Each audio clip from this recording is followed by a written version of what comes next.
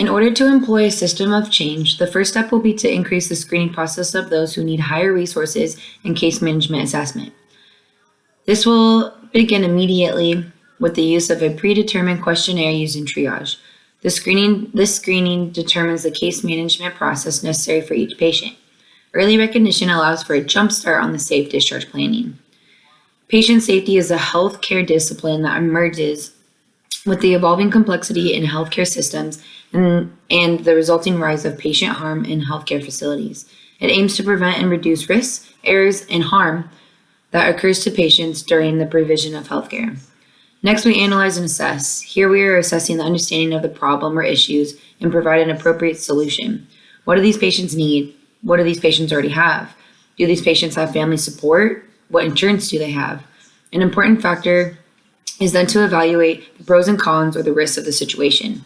This assessment allows the case management department and all involved to prioritize the case and estimate the level of intervention.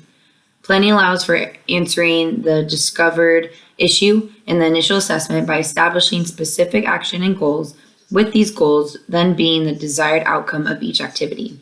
A goal during this step would also be to create a system for engaging patients and family in order for a safer healthcare across the continuum transition into a discharge state.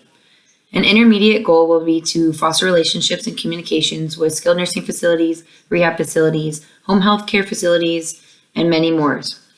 Implementing the needed resources for these patients involves calling in the professionals, attempting to fix the issue, gaining support from the multidisciplinary departments, acquiring the necessary tools, making appointments, etc.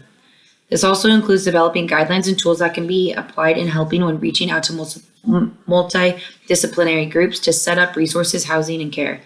These plans will need to be completed over a time frame of a year. Building relationships takes time, and with that, patience is necessary. The follow-up and long-term step in this time is to see how effective the implementation process was. Here, it would be beneficial for the case manager to contact the appropriate patient and teams to collect information on the case. They then see if a problem still exists and if more adjustment is needed. The last step in this case management process is collecting feedback and analyzing key metrics about the case management process. This includes documenting the actions, results, quality, costs, and duration of the case handling process. Evaluation and evaluating is an opportunity for clients, customers, and employees to give feedback on the system.